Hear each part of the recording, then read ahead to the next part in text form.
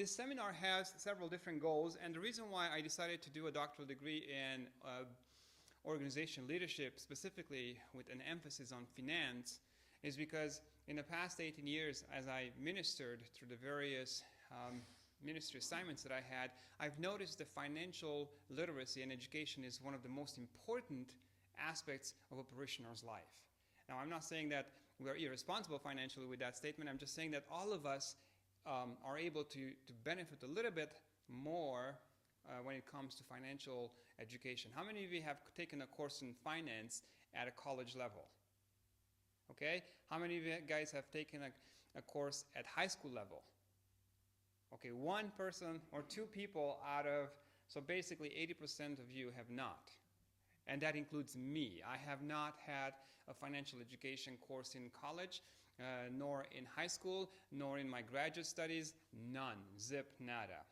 So you can imagine that we are, statistically speaking, we are a mirror of our larger society in which many of us, Americans, ordinary good Americans, do not have a basic course in financial literacy and education. And I don't know why that is. I'm going to leave that at the political powers that be. But the seminar today has very specific goals. We have, as I mentioned, 7 parts to this seminar. And we want to have an overarching theme of financial literacy in our seminar. We want to just go through basic, simple steps and see what can we do to improve our overall financial literacy and education. And perhaps because we do that, we will have a better understanding of finance, and with that, perhaps a better shot at being happier. Now, I wanted to make a couple of remarks that money doesn't make us happy, right? But how many of you have heard before the saying that, oh, if I would have a little bit more, it would be so much better?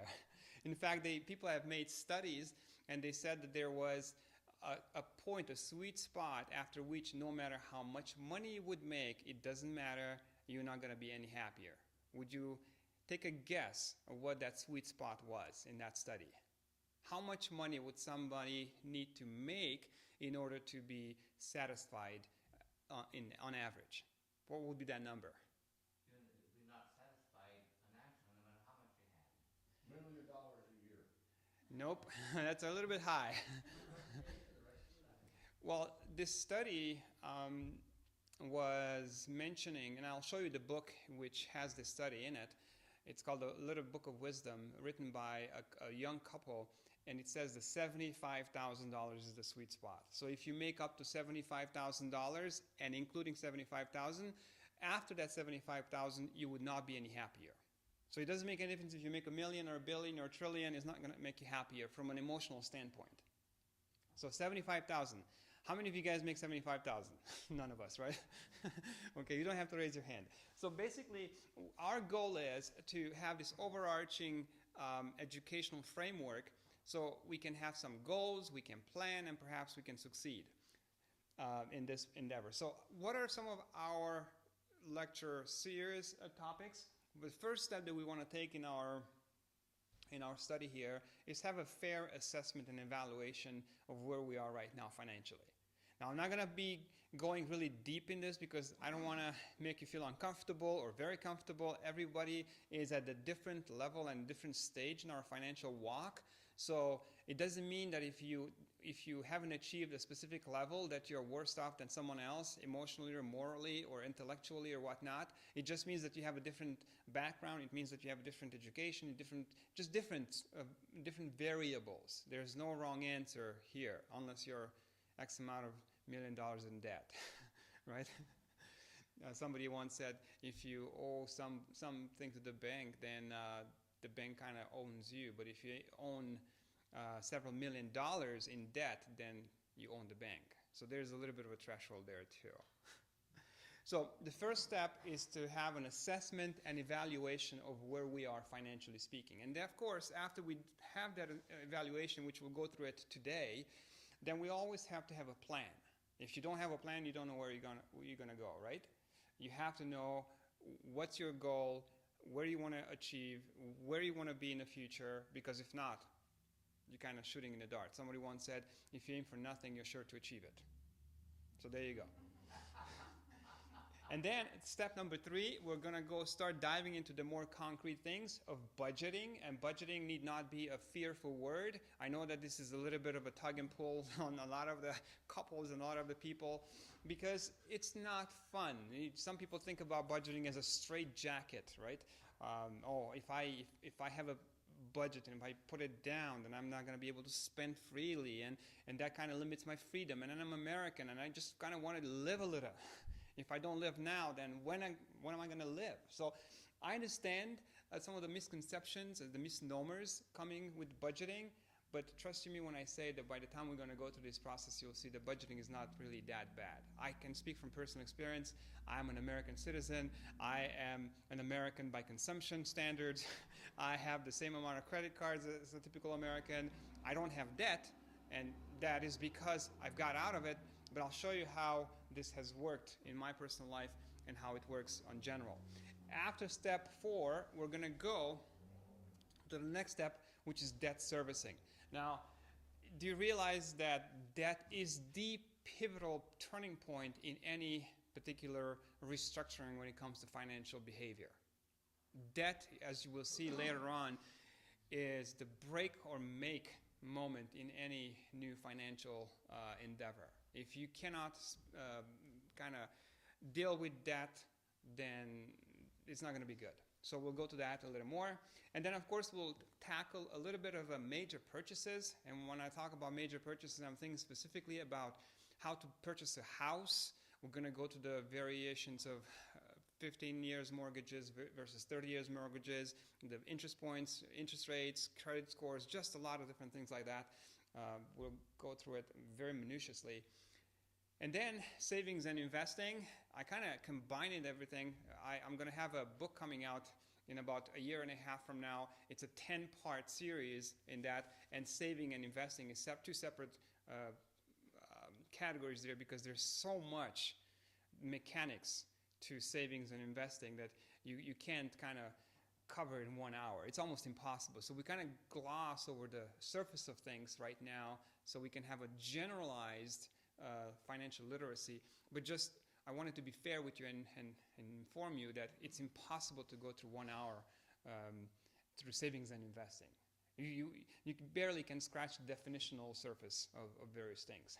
And of course, not leastly and not lastly, retirement and estate planning. Do you realize that in the next 10 years we'll have 78 million Americans, baby boomers, who are going to retire? 46% of those are not ready to retire, which means that they will have to have a specific job for the rest of their lives, or at least 10 to 15 years into their retirement, because they can afford their lifestyle. And we'll go through that process of what that means and entails. And of course, estate planning is the second part of that. And again, I had to combine here because of lack of time. But how many of you have heard about Prince, the musician? Prince the musician, he's an American icon. Purple Rain was one of his quintessential song, if you will. And he passed away just a couple years ago, and his estate was northwards of $300 million, and he did not leave a will. So now his estate and the contestants of the estate and his relatives and whatnot, they are in court through the probate process, and it's kind of interesting to kind of see it happening in the public eye. But according to some reports, he did not have a will, and because of that, it's a very contentious and sometimes it could be acrimonious too. So that's why you have to have a will. How many of you have a will? Okay, one person has a will out of the 12 or so people. So that statistically is not a good number. So hopefully by the time we're done, we can convince each other that just because you have a will, it doesn't mean that as soon as you put down the pen, you're going to drop down and die, right? We'll go through. Okay, just a few of the book reviews. I have spent inordinate amount of study and research, and I have northward of probably 400 plus books that I've read to combine all this information. And I have given you just on these slides that you can see here on the screen, they're just a few, perhaps the most condensed version of some of the books that can give you the same information that I am distilling to you today, but it's in more detail. So all of these books that you see on the screen, and we'll go through a few more slides, are available to purchase. I do not get a cut if you buy these books. I don't have a contract. I don't work with anybody, Amazon or whoever. But these are some of the good books: Personal Finance for Dummies, Guiding for Saving for Retirement, Personal Finance, Money Investing, and so on. And then some of them are a little bit dated, which means that they're about 5 to 7 years old. There's a lot of new books coming on the market, especially after 2008, the big recession. And those books are mainly, some of them deal with the economic collapse of our economic system and whatnot. But specifically the ones that have to deal with debt, with finance, with saving and investing are some of these books that you see here. If you don't despair, if you can't remember all these books, you can go to the website, andrewdooley.com/dmin/dmin, and you will see all these resources over there. There is a resource page that's called PowerPoint Presentation Notes. You can have all these PowerPoint presentations for free. I'll give them to you for free. They're all there. You can download them. You can reuse them if you want to for your personal use and whatnot. Okay, more books here. This is the one book, Financial Wisdom, on the left. That's the one that contains that study that I mentioned earlier before we started. Of course, some of the Dave Ramsey books. The yellow book right in the middle, it's one of the best books I've ever read on finance when it comes to couples tackling the dragons of finance. It is a phenomenal book because it talks about a young couple who's been in debt to the tunes of almost $100,000, I believe. And then they decided, okay, this is enough. We can't do this lifestyle anymore. So they decided to have a deadline by which they will no longer be in debt. So they pushed and pulled and shoved, and proverbially speaking, of course. And then they went in and they called it, we're slashing the dragon. That's what they're calling. We're slaying the dragon. And it's a phenomenal book because it's funny, it's witty, it's very comedic at times, how they have to do spaghetti for so long. So make sure that they got out. And of course, the perennial crowd pleaser, Dave Ramsey. Probably everybody has heard about him. Dave Ramsey has quite a few books on financial peace and all that kind of stuff. All right, so these are some of the books that I'd like you to consider for your own private consumption. There is one particular author that it's outstanding when it comes to writing. He was a prolific author, the late Dr. Thomas Stanley. He died a couple of years ago. But he was a media professor, I think, at Missouri State University. And he has written the series of The Millionaire Next Door, Stop Acting Like a Millionaire. Just a phenomenal series of books about how our consumption society has come to the point where we purchase way more and we shouldn't, basically, and how we can get out of that habit. All right, so let's go for this particular slide. Americans, I should have asked you as a quiz, how much percentage do you think out of the American society does live paycheck to paycheck? What did you think if you didn't see the number? I would say 80%. Okay, so 75? Well, that's a very good number because we in America today, in the United States, we are what we call a market economy or a capitalist economy, which means that about 2/3 of our consumption patterns directly are correlated to our economic system, which means that we have to spend, 2/3 of Americans have to spend on a continuous basis so we can keep our economy moving. If a majority of us would stop spending, our present economic model would collapse. So it wouldn't be sustainable for a long run. So that's about 2/3 of our economic system. So when it comes to Americans who live paycheck to paycheck, it's about 76% according to CNN Money. Now, the Wall Street Journal gives us about a 70% ratio. CNN Money was saying in an article, and you can go to this. There's the link on there at money.com, and I'll put that link on a website. But 76% of people every single month or bi-weekly or on a weekly basis, depending how they get their paycheck, they are not able to have too much of a margin for error. Just think about it. Every single week you get your paycheck, or every single month or bi-weekly, whenever you get it, and you do not have a lot of margin for error. Because if something would come in, if you slip in something else, you would be done. More than two-thirds of Americans live paycheck to paycheck. Now think about it. This is a phenomenal statistic because we have a plus $15 trillion economy. We are the biggest, the largest, the meanest, the richest, the wealthiest economy in the entire world. Think about it. And yet, two-thirds of Americans live paycheck to paycheck.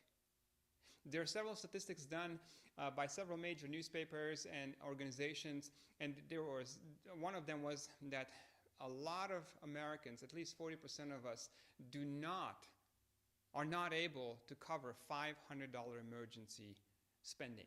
So if something would happen today, and it would cost us $500, let's say a medicine for our child, or a brake exchange on a car, or something, whatever, maintenance on a house, or a boiler just blows up, and we would not have $500. Less than 40% would have a $1,000 emergency fund.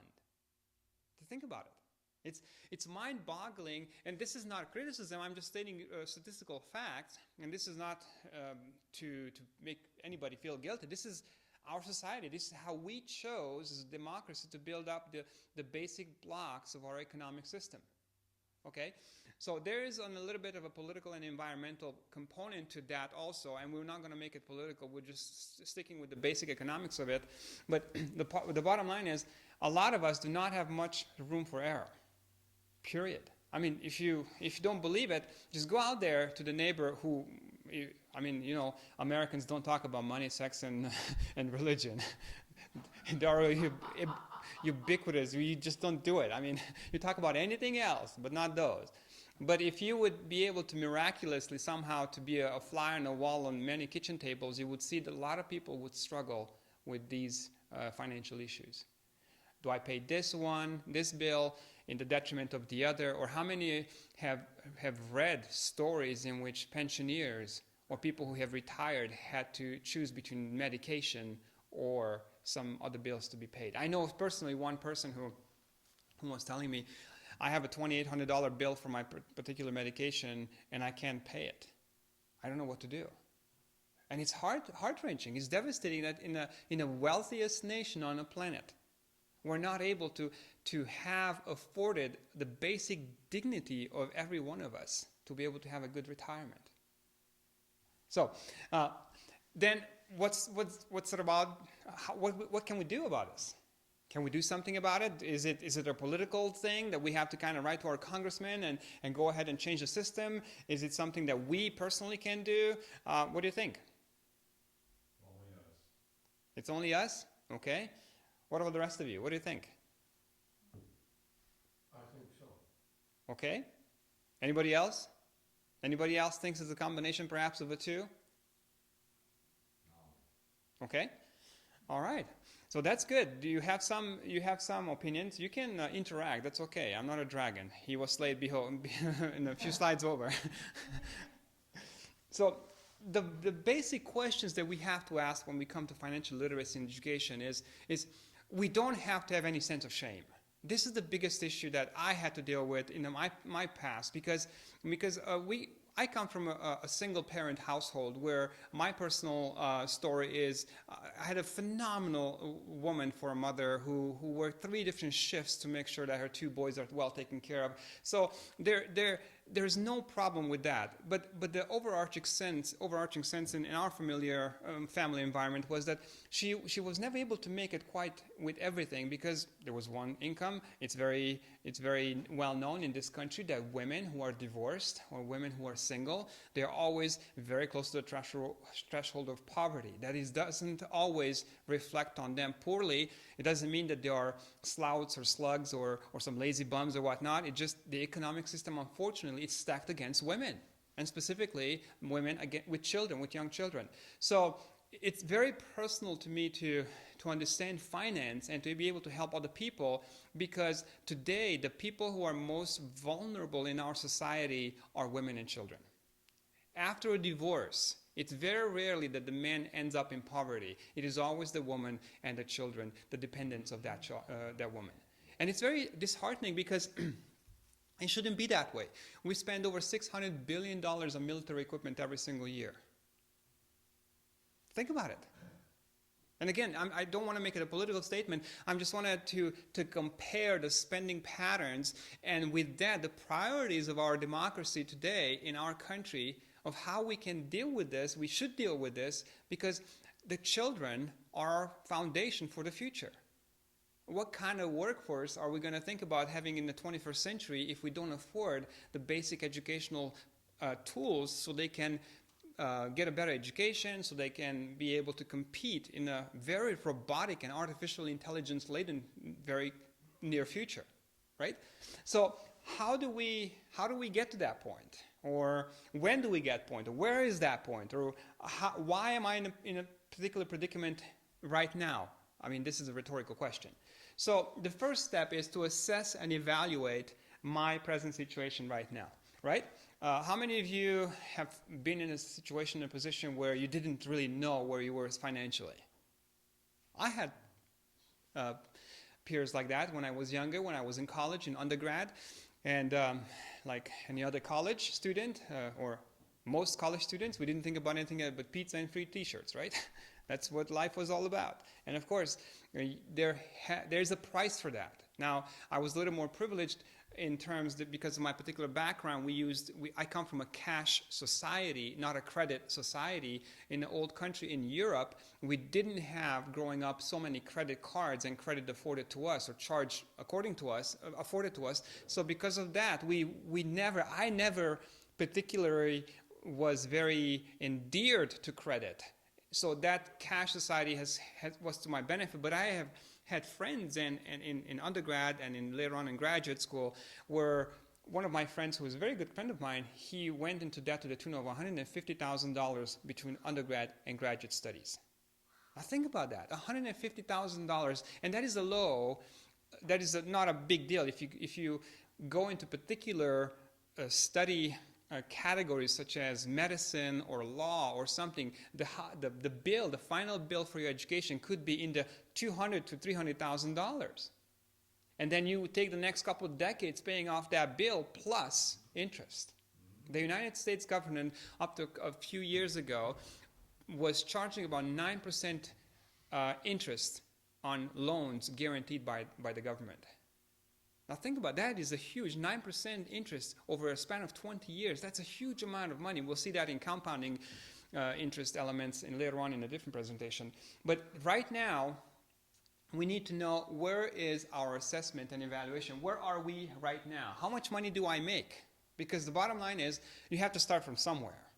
It doesn't mean that you're a bad person. If you have debt, if you don't have an overarching financial strategy, it doesn't mean that you're a horrible human being. It just means that you weren't educated, that I wasn't educated, right?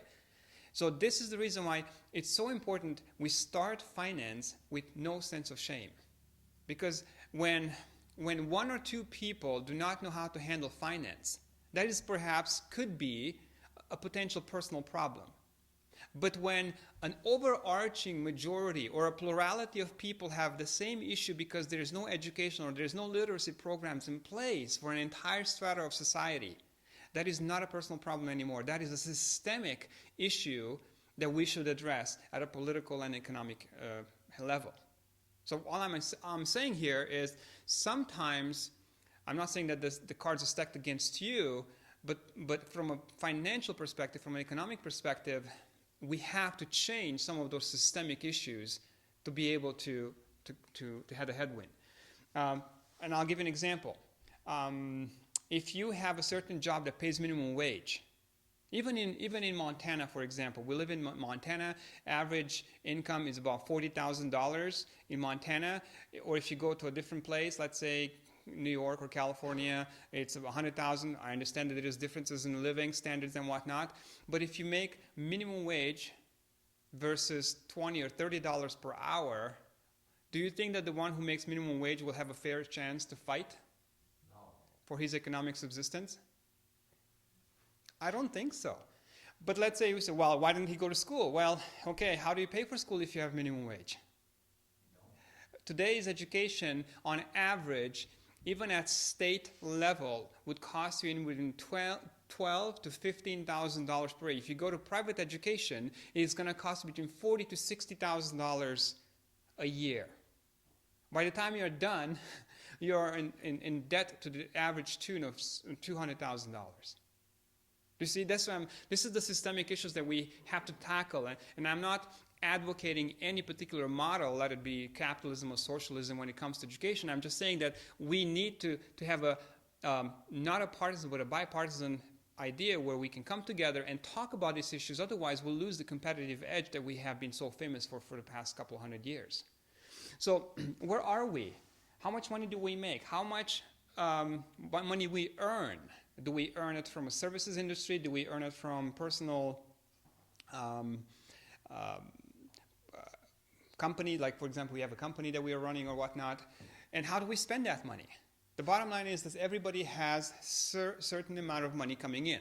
Let it be from a service industry, we are going to work every day and come home, or we run our own shop or own factories or own LLCs or whatnot. That money is coming in at one point, right? So that's what's coming in. How much money is going out is the way we spend it. And that's a little bit of an attitudinal idea that we'll talk about later on, and we'll tackle that. But do we know, for example, just for a show of hands, how many of you know precisely, periodically, how much money you're having coming in? Do you know, for example, every week you're coming in $100 or $200 or $300 or I don't know, or $1,000? Okay, so one, probably because you're on fixed income or a salary or whatnot, right? Now, do you know how much money is going out on a consistent periodic basis? Do you? Do you have like a tally? Do you have like a specific system in mind or in your practical life where you say, okay, I had $1,000 coming in May and $1,500 went out in May, or $950 went out in May. Do you have that? Yeah. Okay. Okay, so that's good. That's a very, very good point. Because if you know where you are, and this is what we're talking about, assessment and evaluation. If we know where we are specifically, then we have a leg up. Because then we have a beginning, we have a basis or a foundation where we start. Now, do we know exactly how much money do we save? Do you have a particular thing in mind? Let's say I save 10%, 5%, 1%, whatever the percentage is on a particular systematic period. Like, let's say every week I save the $5 or $10 or 5% or whatnot. And you don't have to answer these, but these are the questions that we have to ask in this first step of evaluating and assessing our present situational awareness towards financial stability. This is the first things that you have to do. Or how much is my debt, my personal debt? Most people have debt in forms of a house mortgage or a car payment or a medical bill that is unpaid, or perhaps taxes owed, or whatever the kind of debt is. But most people have some sort of debt. There's very few people who have debt, and those are very, very blessed, I might add. And that is perhaps due to a little bit of luck, because of inheritance and whatnot, due to persistent management, good management of their financial situation. So there's a combination of why. But for the most part, I think I don't stray too far from saying that most of us Americans have quite a bit of debt. And I'll show you in a little bit in a different slide why I say that. So what about retirement? Are we saving for retirement? Do we have enough money set up for retirement? Present actuarial tables, according to the Social Security Administration, tells us that on average, a male lives 78 years, plus or minus a couple of years. Women, ladies, live into their 80s. So if you retire at 65, you still have at least 15 to 20 years of living after you retired.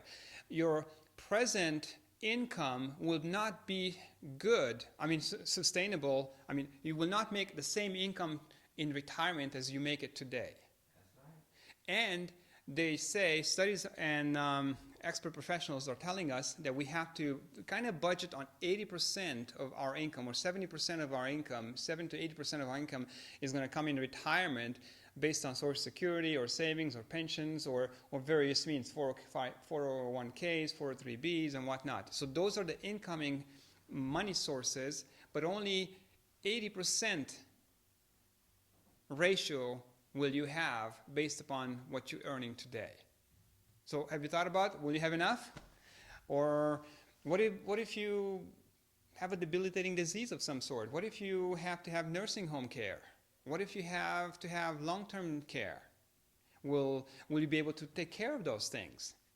You see, these are some of the questions that you need to ask, I need to ask, as we embark on this journey of revamping our financial mentality, if we will. And we're not going to get rich quick here. This is not a get-rich-quick scheme seminar.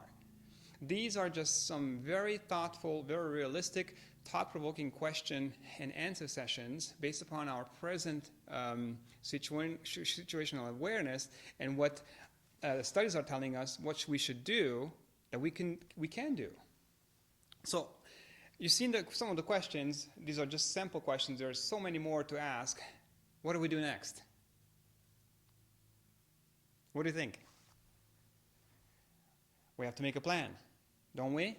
How many of you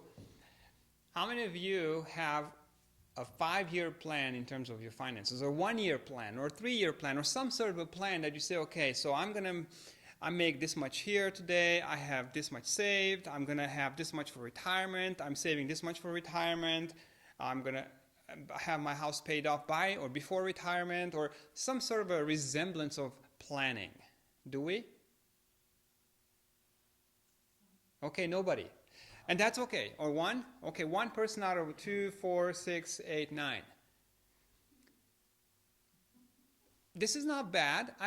This is realistic. The statistical majority of us Americans do not have a specific retirement or financial planning in place. We just don't, because we don't think about it, because perhaps we live in the moment, because of various factors, environmental or personal, or whatever the cases might be. But that's the most important thing we have to take away from this, is that there's always a day of reckoning.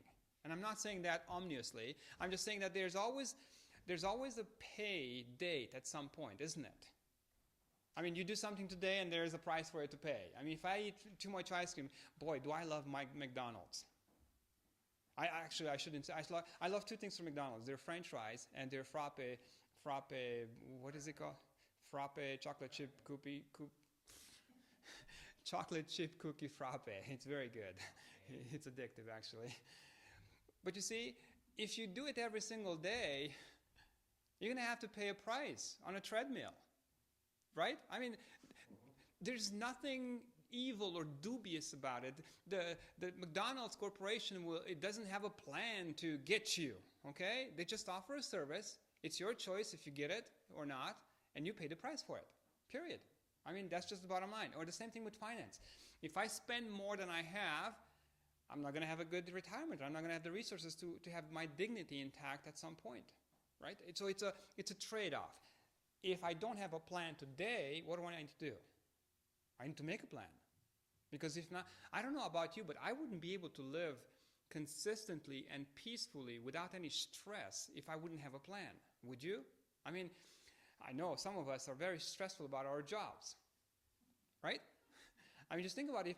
If you would be in a constant flux, if your particular place of employment would tell you today, okay, tomorrow you're going to get fired. And then you come to work and, oh, by the way, we can't fire you because we need you today, but we'll get you fired tomorrow. And so on and so forth. This whole thing would go on and on and on. After a while, you would be just, okay, what's going on here? It's not good. You see, that's the planning and perspective. We have to have a plan. Even if it's a very small, mediocre plan, we have to come up with a plan when it comes to financial stability. Okay, so how do we start that? Well, we do a net worth analysis. Don't you love that Ducati? That is one of the fastest motorcycles in the world. It's called a Ducati. Now, some of you like motorcycles, I know. And I was thinking about some of you when I used these slides because I realized that you're going to have a little bit of a tinkle in your eyes. So, what is net worth? What do you think?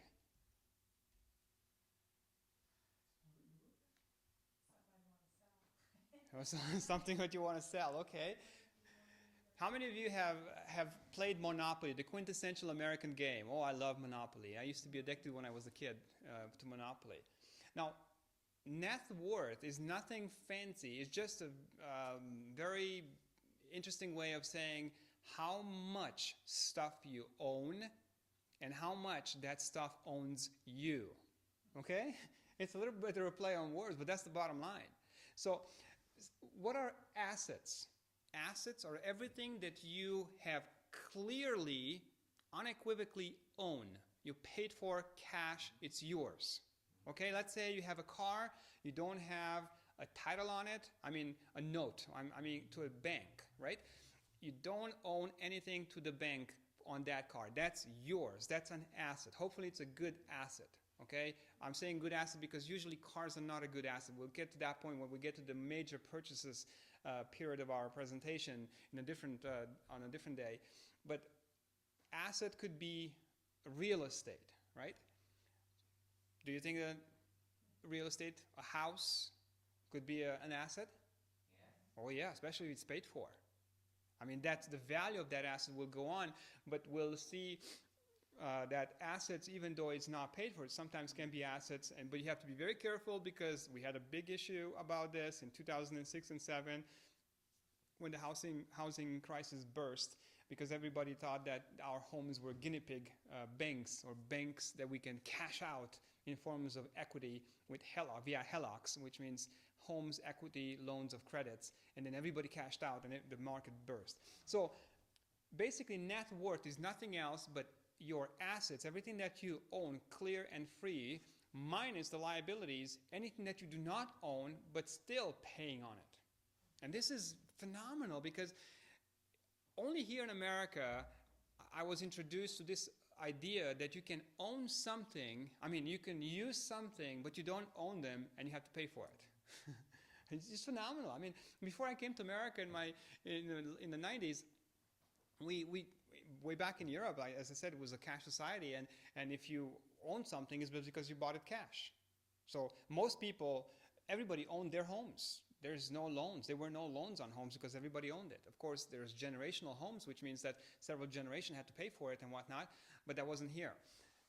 Liability is everything that you do not own, period. So an asset can be, like I said, a real estate piece, an education, right? Like I mentioned earlier, most of my friends had huge loans on their education. This is me, yours truly, at Andrews University, trying to make sure that J.N. Andrews has his cap on properly when I graduated with my master's degree a few years ago. So an education is an asset because it can give you a better paying job if you don't owe on it, right? I had the privilege to paying cash for my master's degree, so I don't have any loans. I never took any loans for my master's degree. I never took any loans for my undergraduate degree. I did not believe in loans. So I was always paying as I went, one semester at a time. So because of that, when I graduated with my master's degree in theology, I was privileged enough not to have to think about paying interest and paying back loans and whatnot. I'm now in my final leg in year 4 of my doctoral dissertation program, and I do not have to pay back any loans because I did not take any loans out. So an asset, education can become an asset to you if you do not take loans out, because then all the extra money you will make, although I'm in the wrong business because in my line of business, we don't have extra money, even if you have a terminal degree such as a doctoral degree. Now, do you think a car can be an asset? I took this picture at the Geneva Auto Show in 2013 or 14, I think. This is the newest BMW i8 concept. It was a concept car at the time. Now it's on the roads all over. It's a $150,000 car. It's a very nice car. Do you think it's an asset or it's a liability? There you go. You got it. I couldn't trick you. So if it is paid for, it is an asset because you could turn around and you can sell it. Isn't that true? There's a caveat, however, to this because, for example, and when we come to the major purchases, how to buy a car, you will see that if a car is purchased at the face value right off the bat from the factory on day one, as soon as you drive it off, it loses 20% of its value. And every single year, consequently, it's going to lose more and more value. So although it's an asset, it's a depreciating asset that will not bring you back any money. And we'll see that we always want to have assets that will provide you with a residual income in the investing and saving part of our presentation a few days from now. What about land? Do you think that land is something that is an asset? It's a value? Sometimes. There you go. So let's stick with the fundamental principle that we start with. If it's paid for, so we're still talking about liabilities versus assets to determine net worth. So if you have land and it's paid for, is it an asset or not? Yes. Yes. If it's not paid for, is it an asset or not? No. It's a problem. And it depends on the economy too, because if prices are appreciating, right? If prices, let's say, of land go up and up and up, even though you have a note on that land and you pay interest, if the appreciation or capital gains, as we call it, it's higher than your expense, the interest and the loan expense, then it's still an asset because it's producing you money. Isn't that true? Okay. Not when you factor in taxes.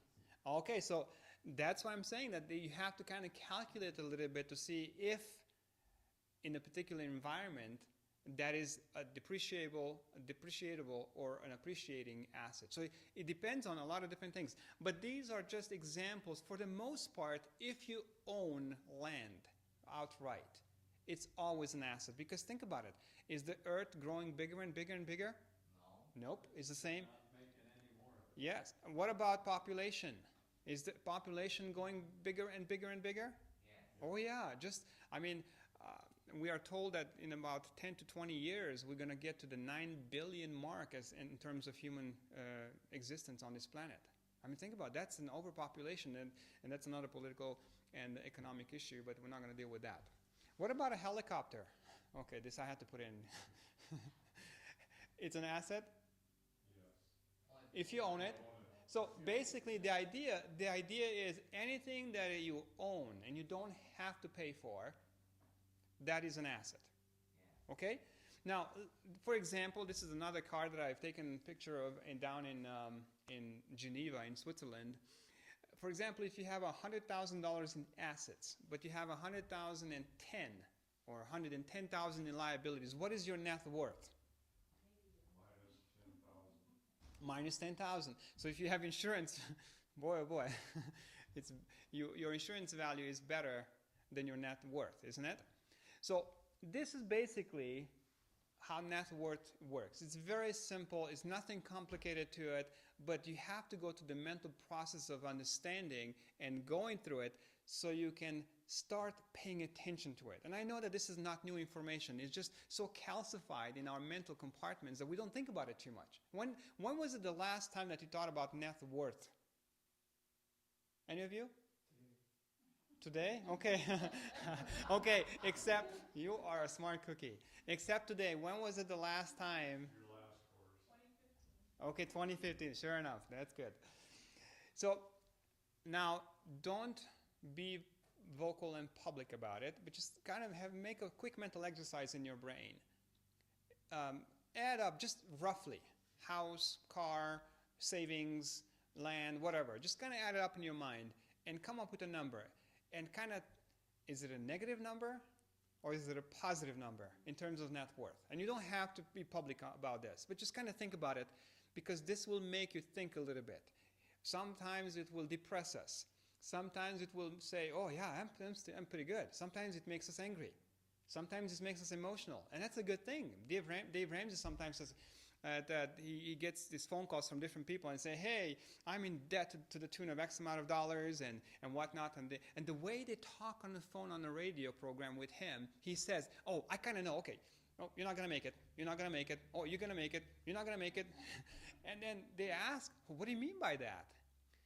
And he says, well, there's something in their voice. There's some lamenting, whining, or whatever. He calls it this. I'm not calling it this. Okay, I'm paraphrasing him.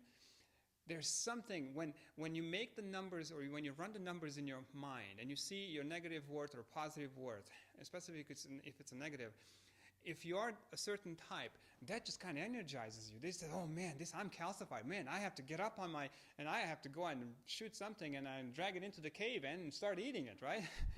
Or something. Hopefully not the neighbor's cat. So, think about those numbers and see if those numbers produce something in your mind. Think about how will you go from now on. If it's a negative number, if it's a positive number, what can you do? What you should do? And we'll go to that a little bit later. But the bottom line is, always like this. We live on average about 7 to 80 years. Some of us who are lucky enough live about 80 years, 90 years, whatnot. If cancer or heart attack or some major debilitating disease doesn't get us, then we get to be octogenarians. Now, the first 20 years, we learn how to live in life. We're socialized. We're domesticated. We're given the ropes. We're learning the rules, if you will. First 20. Now, some of us, it takes about 40 years to do that, okay? It's just the way we are. And then the next 20, from the 20s to the 40s, is the establishment period when we get married and we get kids, triplets at a time sometimes. I'm not saying that you should all do the same thing, okay? But it's getting to the point where you are struggling to make it and to advance the cause of the next generation. And then from the 60s to the 80s, you kind of, the autopilot is on and you kind of try to enjoy it. But some of us, obviously, like the statistic says, 46% of retirees, future retirees, cannot enjoy that because they have to go to work. So how should I enjoy life in general? How should I be happy? Or how can I keep and enjoy the dignity of a human being without being reduced to a statistical number, such as net worth? Think about it. I'm reading this fascinating book about Mormonism. There's a lady who used to be a Mormon, and her name is Martha Beck, and she writes her exit. She's a Harvard graduated and Harvard-trained sociologist, and she used to be a Mormon. Probably she still is, but she's telling us that in Provo, Utah, the way you know who are the top dogs, I'm quoting, or who are not on a social mobility scale, is that on the flat surface on the bottom are the simple people. And then, of course, there's a mountain. And the higher you go up the mountain, the more status you have societal-wise and the more financial resources you will have. Okay, that is depressing to some extent. I mean, why do I have to be on the bottom of the mountain? Is that life? Is that all that is? Do I have to be satisfied with the minnow status when there's whales in the ocean? And I'm not saying that you have to be rich. Not everybody can or should be rich. And this is not a course about being rich. This is a question about how can I live with decency and independently from any pressures that society throws at me, financially speaking. That's the question I have. So is it easy? No. It's not easy because every time that you look down or left or right or whatnot, there's some sort of a financial pressure. If you don't buy this sort of a vacuum, you're going to burn in X whatever, right? Or if you don't buy this particular car, then you're not going to have status. If you don't live in a particular neighborhood, you're not somebody and whatnot. So there's a lot of pressures in society. But you have to kind of be independent of that pressure, if you will, and if you can, and evaluate where you are, where you stand, and then devise a plan for yourself. So we're going to go through that a little bit. And we already have assessed and evaluated our present situation. And I'd like to have an exercise at this point, and I'd like to ask you, when you go home today, to take a piece of paper. It's on the 21st, so you can start from the 1st of June, and track your finances for 30 days. Everything that comes in, everything that goes out. It's a very simple exercise. You take a piece of paper, you take a ledger type of a notebook or whatever. You can buy it for 70 cents at a thrift store or 20 cents from a thrift store. I bought them. And you can write down June, and you put 1, 2, 3, all the way to 30 or 31st. And every time when you spend something, you write it down. I spent $5 at the gas station with cash or with check number X. And then you, on the left hand, you put on the top the expected amount of money that you will have for that particular month. Let's say you will make $1,000, and it's pretty much predictable for most of us what we make. We don't have a lot of huge swings or variations. So what we want to do, we'll say, okay, we'll make $1,000 this month, and then we'll start in decreasing order. Every single purchase that we make, we put it in, we ledgered it. Okay, I bought $10 worth of gas. So how much money do I have left? $990, right? Because I start with 1,000. This is just an example, okay? And then you write $10, and underneath there, you write $980. And then you go next. I bought milk for the kids, $5. So $985, and so on and so forth.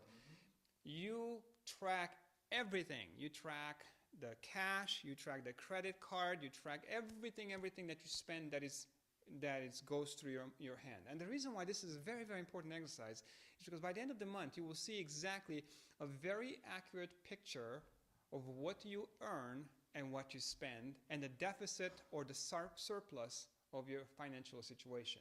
A deficit means everything that you spend more that you didn't earn. So let's say if you have $1,000 one month and you spend $1,200, what's your deficit spending?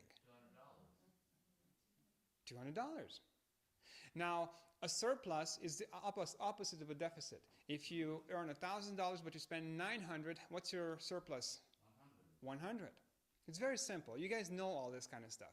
But how many of you guys are doing it? How many are tracking your money very, very precisely?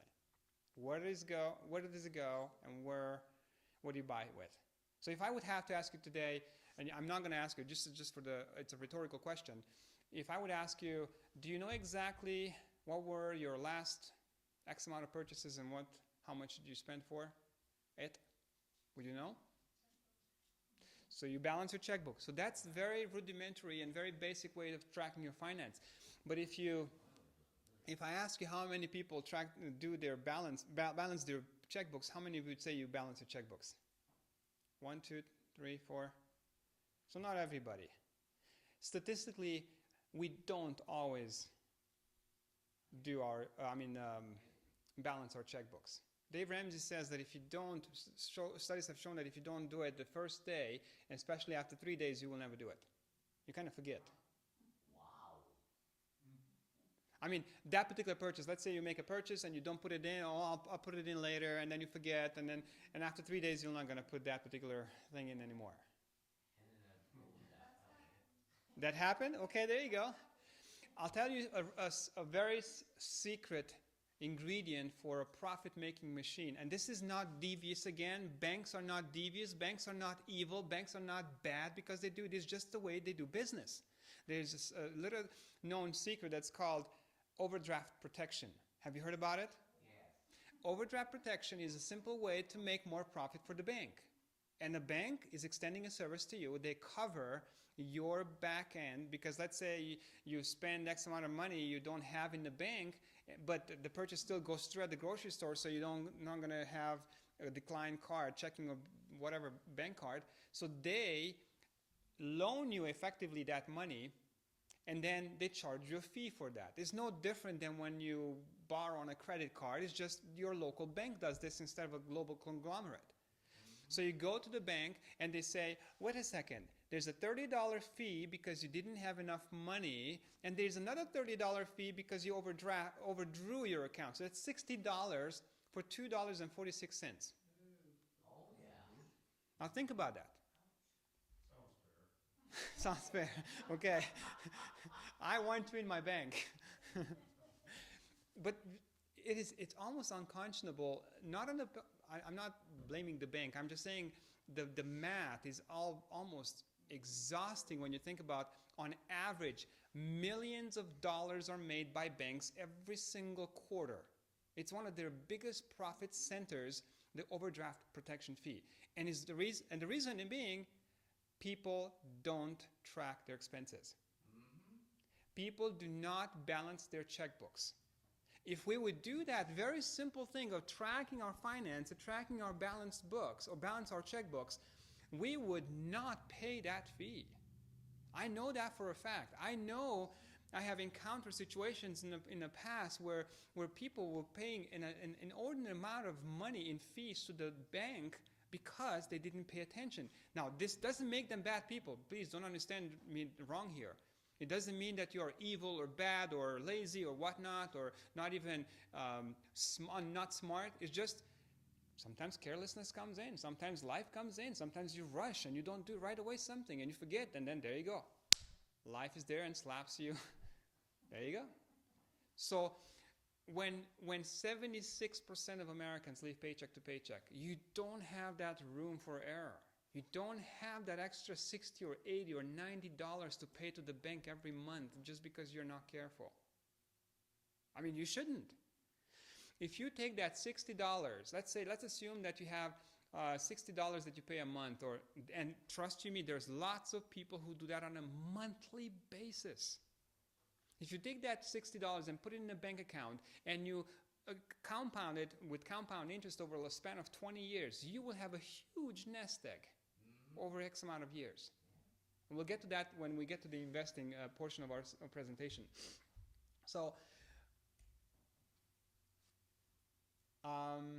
the first thing that I'd like you to take away from this particular presentation, and we'll have a break here, is our goal with financial literacy and education is to become financially independent. Please understand, I'm not saying that you will be independently wealthy. Okay? I don't believe in get-rich-quick schemes. I don't like them. I abhor authors who are peddling cheap snake oil baloney in their books that say, if you do this, I'm going to sell you a $500 system and you're going to get rich all of a sudden. That's just not true. They are after your money. And they're and it works for them, that's true. The only one that works is for them. You are the only one in the driver's seat. You are the only one who can alter the very course of your financial independence. And when I say financial independence, I think about this. Financial independence means to have the means to cover your liabilities, which means whatever you have to buy, house, whatever, and so on and so forth, and have a little cushion so you can live according to what your dream is. I mean, all of us have dreams. It's not that, I mean, some of us want to retire and go to Florida. Some of us want to pick up a hobby that involves $50, $60 a month or on something like woodcrafting, or I don't know. You pick your stuff, your poison, your pill, right? We can become financially independent, and we can have the best times to come in the future if we pay attention to our financial stability. I want to thank you so much for being here today. We will take a little bit of a break, and then we'll continue with the second part of our presentation right here.